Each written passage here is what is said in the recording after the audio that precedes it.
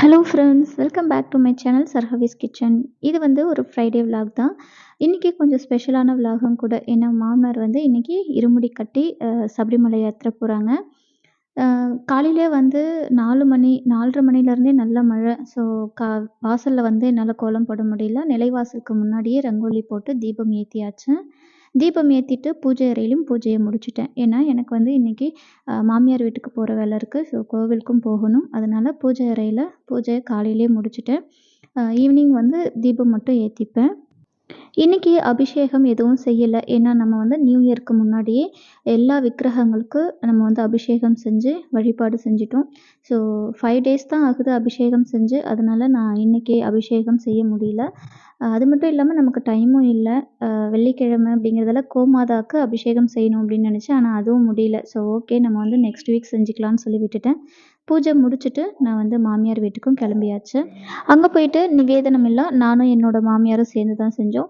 So நிவேதனமெல்லாம் செஞ்சு முடிச்சுட்டு மாமனார் வந்து சாமி கும்பிட ஆரம்பிச்சுட்டாங்க. ஸோ வெளியிலேயும் வந்து கருப்பசாமி ரெடி ஆகிட்டாரு.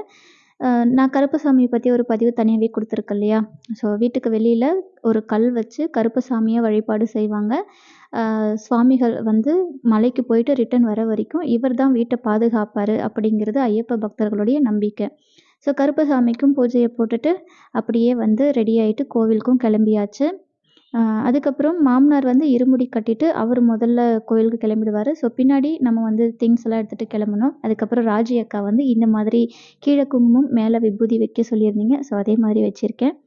அதுக்கப்புறம் வந்து குட்டீஸ்க்கும் பாத பூஜை செஞ்சாங்க. சாமி பக்கத்தில் நிற்க வச்சு பூஜையெல்லாம் முடிச்சுட்டு அப்படியே கோவிலுக்கும் கிளம்பியாச்சு. கோவிலில் வந்து இருமுடி கட்டுறதுக்கு ஸ்டார்ட் பண்ணிகிட்ருந்தாங்க. ஸோ ஒவ்வொருத்தராக இருமுடி கட்டிகிட்ருந்தாங்க. அடுத்து வந்து மாமனாருக்கு இருமுடி கட்டுவாங்க. இவர் குருசாமி பக்கத்தில் இருக்கிறது என்னோடய மாமனார். ஸோ ரெண்டு பேருமே வந்து 38 வருஷம் 40 வருஷம் அந்த மாதிரி தொடர்ந்து சபரிமலைக்கு போகிறவங்க. ஸோ இப்போ வந்து அவருக்கு இருமுடி கட்டிகிட்ருக்காங்க. இது வந்து 39வது வருஷம் அப்படின்னு நினைக்கிறேன் அவருக்கு. ஸோ அவருக்கு வந்து இருமுடி கட்டிகிட்ருக்காங்க. அதுக்கப்புறம் இந்த நெய் தேங்காய் எதுக்காக ஐயப்ப பக்தர்கள் எடுத்துகிட்டு போகிறாங்க அப்படின்னு ஒரு தனி வீடியோவே கொடுத்துருக்கேன் ஆன்மீக கதைகள் சேனலில். இருந்தாலும் உங்களுக்காக இந்த வீடியோலையும் ஷேர் பண்ணிடுறேன். தேங்காய் அப்படிங்கிறது முக்கண் படைத்த சிவபெருமானை குறிக்கிறது. அதே போல் அதில் இடப்படும் நெய் வந்து மோகினி அவதாரம் எடுத்த விஷ்ணு பெருமாளை குறிக்கிறது. தர்ம சாஸ்தாவான ஐயப்பன் சிவ விஷ்ணு ஆகியோருடைய தவப்புதல்வன் அப்படிங்கிற ஒரு விஷயத்தை எடுத்து காட்டுறதுக்காக தான் நெய் தேங்காய் சுமந்து செல்லப்படுது. அது மட்டும் இல்லாமல் இதுக்கு இன்னொரு தாத்பரியம் அப்படிங்கிறது, பந்தல மகாராஜா வந்து ஐயப்பன் காட்டுக்குள்ளே போகும்போது அவருக்கு வழியில் தேவைப்படும் அப்படிங்கிறதுக்காக இந்த நெய் தேங்காவையும் அவருக்கு தேவையான சில பொருட்களையும் 2 முடிகளில் வச்சு இருமுடியாக்கி அவருக்கு தலையில் வச்சு அனுப்புவாராம். ஸோ அந்த ஒரு காரணத்தை நினைவுபடுத்துறதுக்காக தான் இருமுடி அப்படின்னு பக்தர்கள் சுமந்து செல்றாங்க. ஸோ இது எல்லாமே எல்லாருக்கும் தெரிஞ்ச விஷயம் தான். ஸோ ரொம்ப அழகான ஒரு சபரிமலை யாத்திரை. அது வந்து வருஷா வருஷம் மாமனார் வந்து மாலை போட்டுட்டு சபரிமலை யாத்திரை போகிறாங்க. ஸோ அது வந்து ரொம்பவே ஸ்பெஷல்.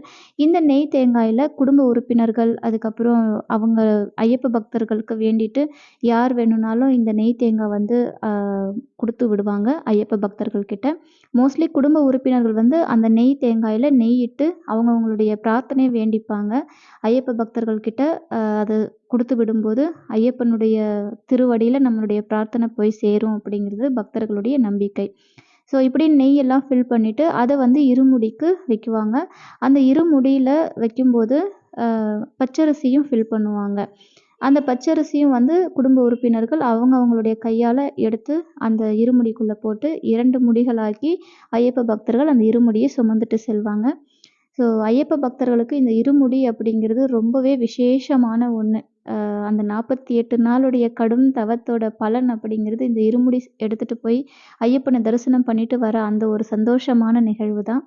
ஸோ எங்களுடைய ஃபேமிலியில் எல்லாருமே வந்து இருமுடி சுமந்து செல்கிற அந்த தேங்காயில் நெய் ஊற்றி ஐயப்பர்கிட்ட வந்து நம்ம வேண்டுதலை வச்சுட்டோம். ஸோ ஓகே, அவரும் வந்து இருமுடி கட்டிட்டு அவரும் கிளம்பிட்டாரு. நைட்டு போல் தான் கிளம்புவாங்க. இருமுடியெல்லாம் கட்டிட்டு எல்லாம் நிறைய ஐயப்ப பக்தர்கள் வருவாங்க இந்த கோவிலுக்கு.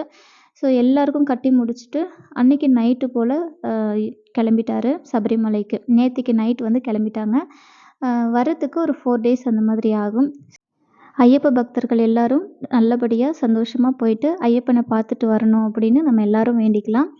ஸோ அவரும் வந்து இருமுடி கட்டி கிளம்பியாச்சு. ரொம்ப ஹாப்பியான விஷயம் உங்க கூட ஷேர் பண்ணணும் அப்படின்னு நினச்சேன். ஷேர் பண்ணியாச்சு. அவர் வந்ததுக்கப்புறம் ஐயப்ப பிரசாதம், அந்த ஐயப்ப ஜர்னி எல்லாம் நான் உங்க கூட ஷேர் பண்ணிக்கிறேன். அதுக்கப்புறம் நம்ம நிவேதனம்லாம் எடுத்துட்டு போயிருந்தோம் இல்லையா? அதையும் கோவில்லே சாப்பிட்டுட்டு எல்லாரும் சாமிக்கு சொல்லிட்டு வந்துட்டோம். சாமிங்க மலைக்கு போகும்போது நம்மகிட்ட சொல்லிட்டு போகக்கூடாது. ஸோ அது ஒரு ஐதீகம் இருக்கு. அவரு வந்து கோவிலுக்கு கிளம்புவாரு. நாங்களும் வீட்டுக்கு வந்துட்டோம். ஸோ ஹேப்பியா எங்களுடைய நாள் இப்படி தான் போச்சு. உங்களுக்கு இந்த வீடியோ பிடிச்சிருந்தா மறக்காம லைக் பண்ணுங்க, ஷேர் பண்ணுங்க, கமெண்ட் பண்ணுங்க, சப்ஸ்கிரைப் பண்ணிக்கோங்க. பக்கத்துல இருக்கிற பெல் ஐக்கான கிளிக் பண்ணிக்கோங்க. Thank you so much. Bye.